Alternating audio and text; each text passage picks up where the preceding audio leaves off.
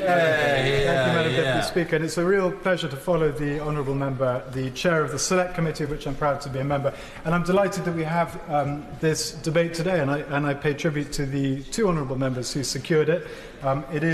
It is, as my honourable friend has said, the most important issue. In fact, in an effort to chip away at my gigantic constituency majority in Richmond Park and North Kingston, my one or two local opponents enjoy telling my constituents that I care more about the environment and climate change than I do about Brexit. Well, they're right. I do, for all the reasons we just heard. So they can stick that on their leaflets. This is already a year of records. We've had last year. In fact, I'm going to start with last year. We had record snowfall in March. We had in this country. We had the joint hottest summer on record. 2 days ago, I believe, was a record for any February ever. Clearly, you can't attribute individual weather extremes or events to climate change. It's just not scientific, it's not possible, but the trends do tell a story. The most recent Met Office report in November last year tells us that the UK is experiencing an increase in weather extremes. Hottest days have become hotter, the number of warm spells have increased, the coldest days are not as cold, there's been an increase in rainfall levels. None of it individually is catastrophic, but it is a sign, and globally the signs are even more alarming. The 5 warmest years in recorded history have been since 2010. 2014 was the hottest year ever recorded until 2015. 2015 year became the record year until 2016. And then in 2016, which was at the time the warmest year on record, over the 12 months, 8 were the warmest the individual month has ever seen in history. So the implications of all this, if the science is right, are truly alarming. Ecosystems forced through such rapid changes that they are unlikely to be able to adapt. Lands becoming harder and harder to farm. Refugees on a scale we have never had to deal with before as a species. We heard in an intervention from the member from West Dorset about Bangladesh, probably the most extreme example, probably the most alarming example. In fact, we should commit right here and now to trying to secure a debate on the issue. It's extraordinary that we haven't debated it. But Bangladesh is just one among other examples. The UNHCR estimates that an average of 21.5 million people are already displaced each year because of weather-related sudden onset hazards. That is a figure that can only grow if any of these predictions are correct. And then last year's IPCC report painted, I think, the most alarming picture yet. The Paris Agreement of 2015, if you remember, commits the world to a target of limiting global warming to 2 degrees.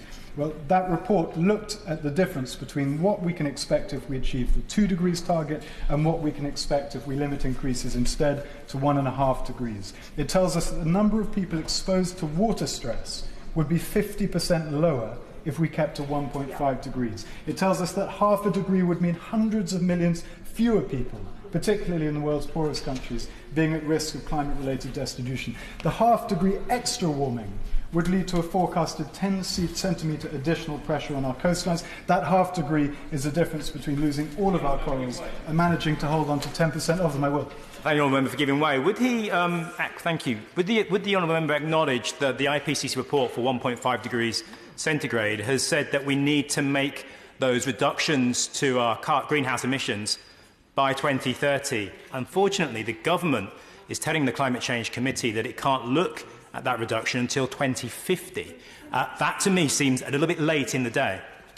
And I thank him for his intervention. I will address exactly that point very, very shortly. I just want to conclude on the IPCC, because currently, if you look at the trends, we're not heading for that apocalyptic 2 degrees centigrade rise.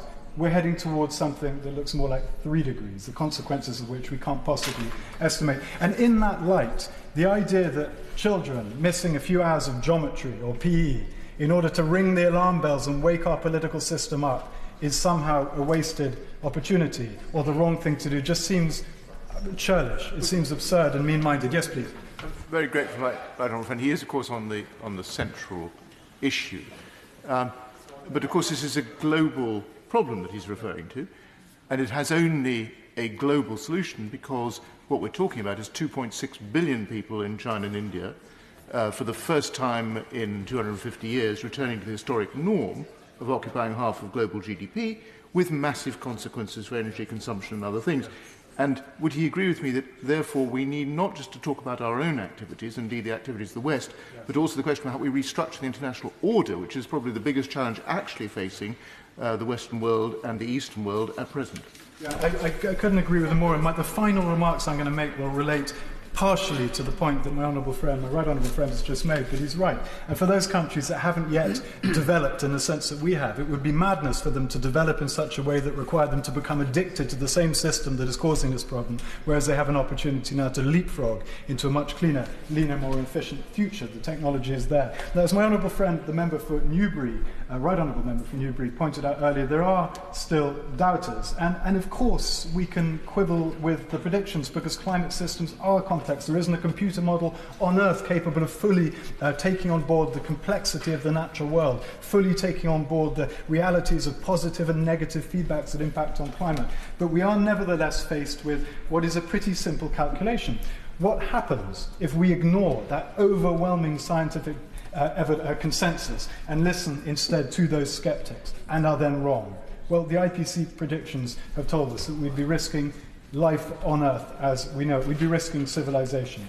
What happens instead if we listen to that consensus, we take action and are wrong? Well, by accident, we'd end up with a cleaner and eventually cheaper energy system. We'd end up protecting more of the world's forests and ecosystems. We'd end up with an economic system that was more circular, less wasteful. It really isn't a difficult calculation to make, and even more so given that almost everything we need to do to tackle climate change is something we need to do irrespective of climate change. The challenge is gigantic, and no one doubts that. If we're to meet that 1.5 degrees centigrade total global emissions, we're told would need to reach net zero by 2050 at the latest. But we can do it, and it is worth highlighting, in fairness to the government, that we are already making progress. Not enough, but progress all the same.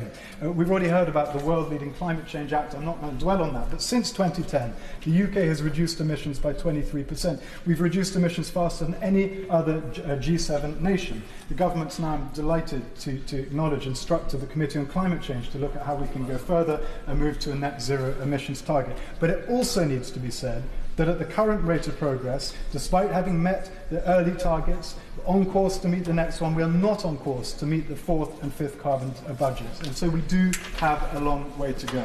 Now, clearly, we are going to have to change much of what we do, not just in terms of how we generate electricity, but in how we use it, how we manage land, how we organize ourselves in terms of transport, food, and industry.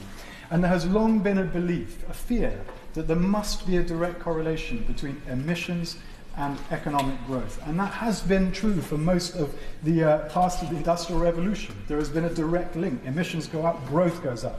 But it's not so clear now. Since 1990, we've cut emissions in this country by 42%, even while our economy has grown by 2/3. And as we enter this gigantic economic transition, there will be, of course, losers, the polluters, but there will also be winners. Last year saw a record amount of power generated from renewable sources, with over 30% coming from renewables. A much quicker transition to electric vehicles, something we really need to push on, will mean more jobs, will mean more investment. Supporting new clean technologies means jobs and investments. And that transition, incidentally, is going to happen, whether we like it or not. It's the old story of the whale oil. Whale oil in 1850. Every home in America was lit by whale oil.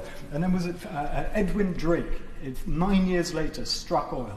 And we had the oil rush. And almost immediately after the oil rush began, the whale oil sector simply evaporated. And there was a cutting in a diary of the biggest whale oil trader at the time who said, "I'm astonished that I've run out of customers before I ran out of whales." That is what is going to happen. Old industries, old technologies, they're going to give way to new ones. And it is in our interest as a country to lead the charge. Honourable members have covered lots of the areas that we need to get going. But I just want to focus on one last point, which I think has been neglected in almost all of the debates we have on climate change, and that's forests. Apart from transport, deforestation is the single largest source of emissions.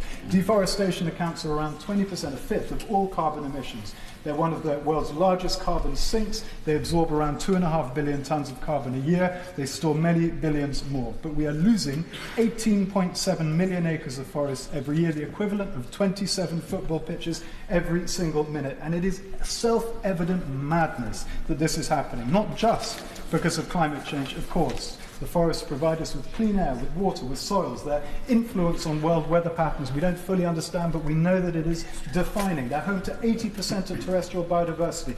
Over 1.5 billion people depend directly on forests for their livelihoods. Many of those people are the world's poorest people, so we need to protect them. That needs to be a priority.